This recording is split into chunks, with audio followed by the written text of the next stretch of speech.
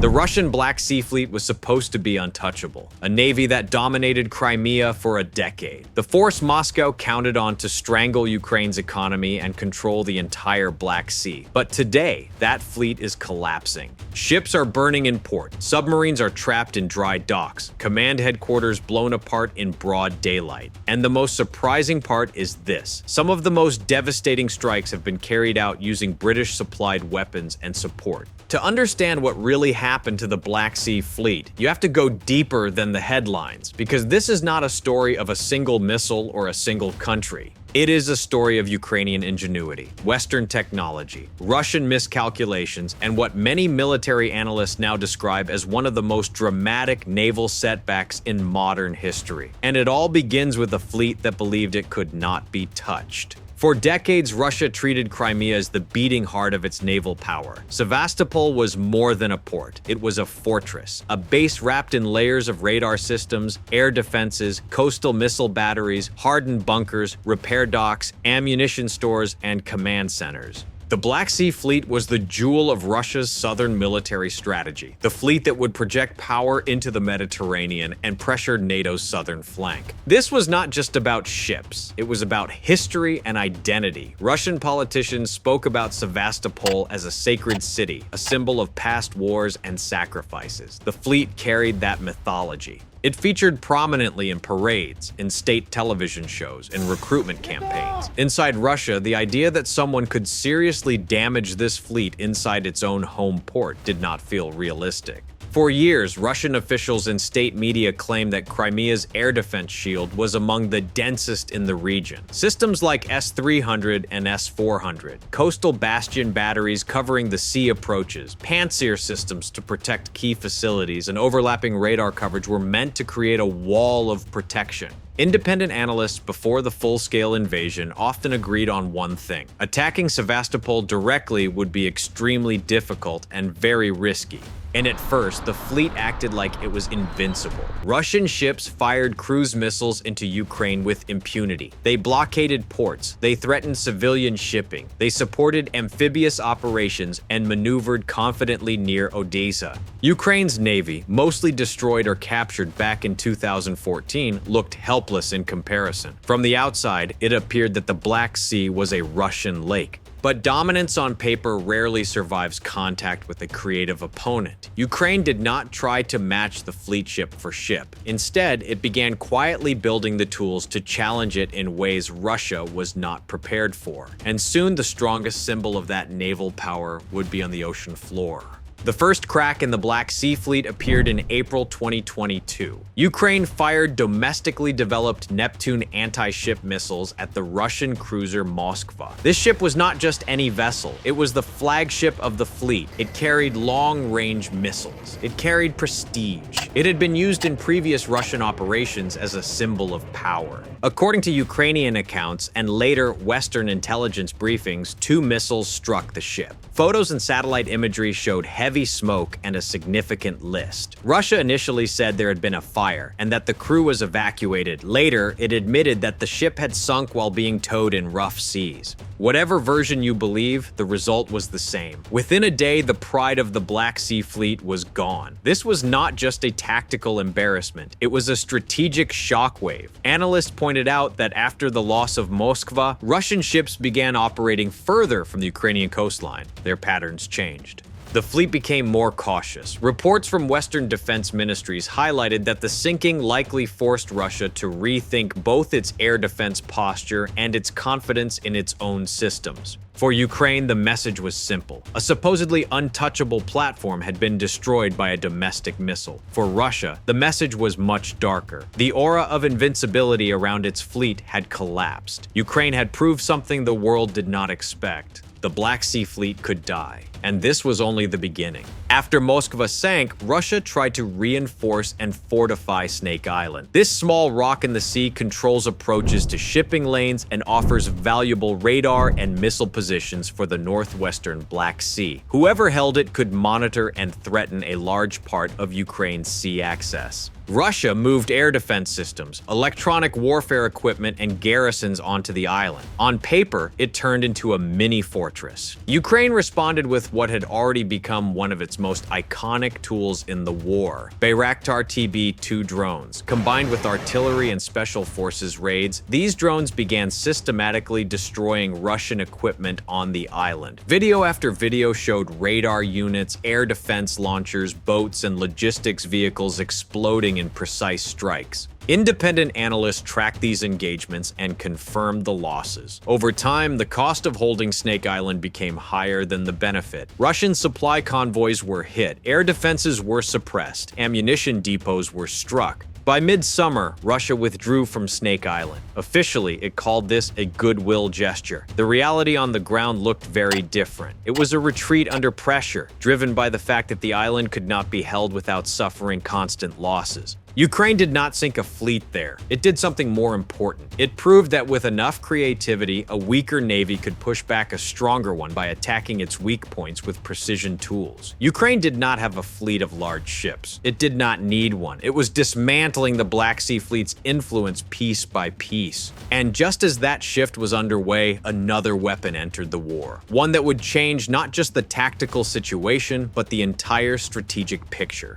In spring 2023, the United Kingdom supplied Ukraine with Storm Shadow long-range cruise missiles. Storm Shadow is a very different kind of weapon. It is launched from aircraft. It flies at low altitude, following the terrain to avoid radar. It carries a sophisticated guidance system and a powerful warhead designed to penetrate hardened targets before detonating inside. Its publicly stated range is in excess of 250 kilometers, according to UK officials, which allowed Ukraine to strike deep into occupied territory without flying close to the target. This missile is not primarily designed to hit moving ships at sea. Instead, it is designed to destroy the infrastructure that keeps a navy alive. Dry docks, command centers, ammunition bunkers, repair halls, radar networks, air defense batteries protecting ports and bases. Integrating such a missile onto Soviet-era Su-24 aircraft during a full-scale war is not a small task. Ukrainian engineers working with British and French assistants carried out modifications, testing, and mission planning while under constant threat.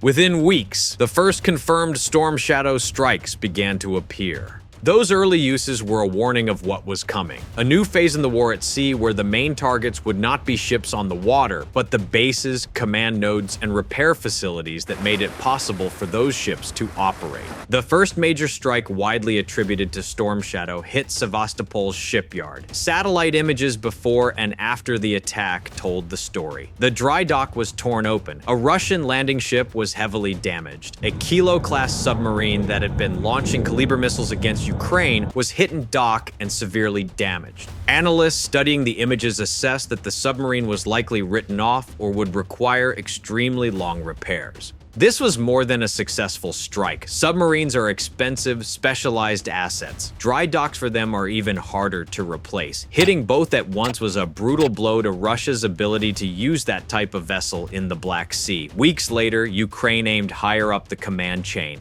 Missiles struck the headquarters of the Black Sea Fleet in Sevastopol. Images showed the main building with a large section destroyed, smoke pouring out as emergency crews rushed to the scene. Ukrainian intelligence claimed several senior officers were killed. Russia first tried to play down the event, then admitted that casualties had occurred. What mattered here was not only the number of people lost, it was the message. The very building symbolizing the fleet's command authority had been hit in daylight in its own home port. These were not symbolic hits. They hollowed out Russia's ability to command the fleet, repair ships, and maintain operations. They put pressure on the defensive network around Sevastopol, forcing Russian planners to move air defense systems, change deployment patterns, and accept that no part of Crimea was entirely safe anymore. Ukraine and Britain were dismantling the fleet's support structure without ever putting a single friendly warship in the water. While British missiles destroyed infrastructure from the air, Ukraine unleashed another innovation from the surface of the water: explosive naval drones. These uncrewed surface vessels are small, fast boats packed with explosives and guided remotely. Some versions use commercial components. Others are custom-built with advanced control systems and communication links. Together, they became one of the defining technologies of the Black Sea campaign. Ukraine used them to attack landing ships near Crimea, to strike patrol craft, and to damage or sink vessels around Sevastopol and the Kerch area. Footage released by Ukrainian intelligence often shows the last seconds before impact as the camera on the drone races towards the hull of a ship.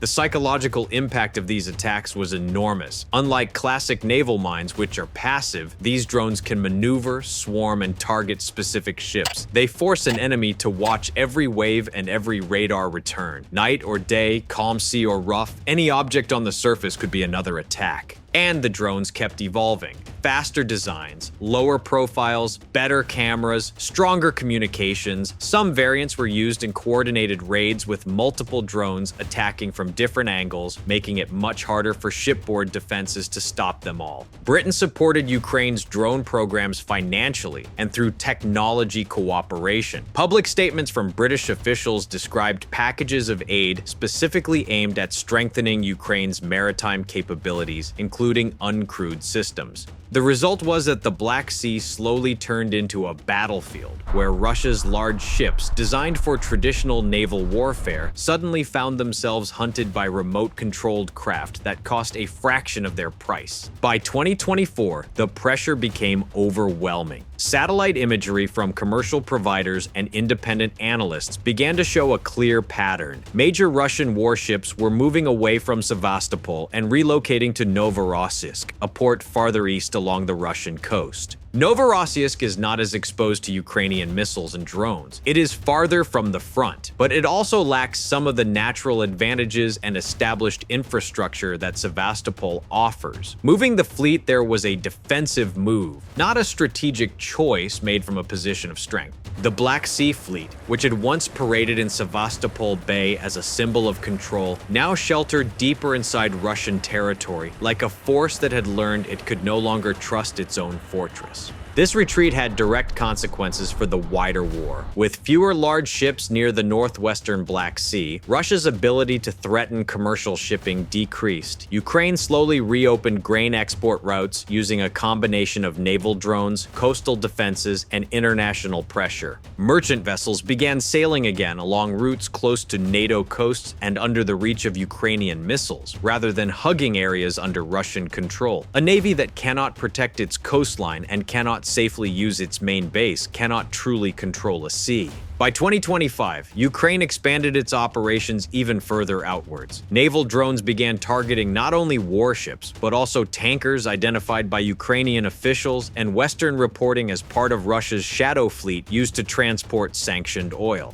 Strikes were carried out near the Turkish economic zone, hitting vessels and sending dramatic images of burning tankers across global media. Other operations targeted infrastructure such as parts of the Caspian Pipeline Consortium's maritime facilities. While the long-term damage of each individual attack can be debated, the strategic message was clear. The war at sea had moved beyond a fight for control of Crimean waters. It was now reaching into the economic arteries that fund Russia's war effort. Analysts warned that these attacks could complicate Russia's efforts to move oil and could raise risk calculations for shippers and insurers involved in transporting Russian energy products. Moscow's response was a mix of anger and threats. Russian officials talked about cutting Ukraine off from the sea entirely, a statement that sounded more like frustration than a realistic plan given the ongoing constraints the fleet was facing. What began as a naval campaign over coastal waters had grown into an economic and psychological struggle, stretching across the entire northern Black Sea. One of the most overlooked reasons for the collapse of Russia's naval position is a document signed long before this war, the Montreux Convention. Under this agreement, Turkey controls the straits that connect the Black Sea to the Mediterranean. It has the authority to restrict the passage of warships, especially in time of conflict. After Russia's full-scale invasion of Ukraine, Turkey used that authority to limit the movement of warships into and out of the Black Sea for the countries involved in the war. That meant Russia could not easily send new large combatants from its other fleets into the Black Sea. Any ship already outside could not come in. Any ship already inside would find it very hard to leave and return during wartime. This decision quietly froze the composition of the Black Sea Fleet. Every time Ukraine damaged or sank a ship, that loss was extremely difficult to replace. Every submarine hit in dry dock, every landing ship destroyed off Crimea, every patrol ship sunk by drones, the numbers could only go in one direction. Ukraine understood this dynamic. So did its Western backers, including Britain. In a theater where reinforcements were effectively locked out, making every strike count became strategically decisive. Britain's role in this story does not end with a single missile. The Royal Navy is currently modernizing with new classes of frigates and upgraded submarines. It is investing in long-range precision strike, anti-submarine warfare, and integrated air and missile defense. It has increased its activity in northern waters alongside Norway and other allies to monitor Russian submarine movements between the Arctic and the North Atlantic. These developments do not directly sink ships in the Black Sea, but they send a different message. Britain is reasserting itself as a serious maritime power within NATO, a nation that still takes sea control and long-range strikes seriously, and that is willing to pass some of that capability to allies under attack. For Ukraine, British support has meant more than delivery of Storm Shadow. It has included intelligence sharing, training, financial backing for drone projects, and political leadership in building coalitions for military aid. With every missile delivered and every piece of targeting information shared, the United Kingdom has helped Ukraine reshape the naval balance in the region and raised the cost of Russian aggression at sea. Three core reasons explain why the Black Sea Fleet has been so badly damaged. First, Ukraine innovated faster than Russia could adapt. Faced with a stronger navy, it did not try to compete symmetrically. Instead, it built a mixed arsenal of domestic anti-ship missiles, Turkish drones, Western cruise missiles, and homegrown naval drones, and fused them into a coherent strike network. Second, Russia relied heavily on static defenses and pre-war assumptions. Its air defense systems were designed around traditional threats, not swarms of low-cost drones combined with precision-guided cruise missiles coming from unexpected directions. Its command structures and base layouts were optimized for peacetime presence and symbolic shows of force, not for surviving sustained deep strikes. Third, British missiles and Western intelligence helped break the fleet's ability to recover. When repair docks, ammunition depots, and headquarters are repeatedly hit, every new loss becomes more permanent. It is not enough to keep ships afloat. They must be rearmed, repaired, crewed, and commanded. When those functions are under constant attack, a navy can quickly become combat ineffective even if many of its hulls technically still exist. A fleet that cannot move freely, cannot repair itself, cannot coordinate operations, and cannot safely use its main bases is not really a fleet. It becomes a collection of vulnerable steel, hiding in ports and hoping not to be found. Today, the Black Sea Fleet still exists on paper. It still has submarines. It still has frigates, patrol craft, and support ships. It still launches cruise missiles from time to time. It can still threaten individual vessels and coastal targets. But in practice, it functions primarily as a defensive force. It hides in deeper waters and in ports further from Ukrainian reach. It avoids getting too close to the Ukrainian coast. It protects itself rather than projecting power. Ukraine exports grain again. The northwestern Black Sea, once treated as a no-go zone, now sees commercial shipping under the protection of Ukrainian systems and under the shadow of potential strikes on any Russian ship that comes too close. The fleet that once controlled that space now spends much of its time trying to survive inside it. The contrast between how the Black Sea Fleet was supposed to function and how it now actually behaves is one of the clearest signs of strategic defeat. The naval war in the Black Sea is far from over. Russia is adapting. It is trying new tactics, reinforcing defenses, experimenting with its own drones and cruise missiles. Ukraine is innovating just as quickly, adjusting its strike patterns and developing new tools with Western help. The situation remains dynamic and dangerous, but the outcome so far is undeniable. The Black Sea Fleet believed it was safe. The world believed it was unbeatable. Ukraine, armed with Western intelligence, domestic ingenuity, and British precision weapons, proved something very different. A modern fleet can be crippled without a single friendly warship ever entering the fight. Bases can be turned into traps. Dry docks can become liabilities. Command headquarters can become targets instead of sanctuaries. And that lesson is already reshaping the future of naval warfare, from the Black Sea to every ocean where large, expensive ships now have to live with the knowledge that they might one day face the same mix of drones, missiles, and information that tore into Russia's fleet off Crimea. This video is based on publicly available reports, official statements, and independent analysis, and is intended for educational and informational purposes only.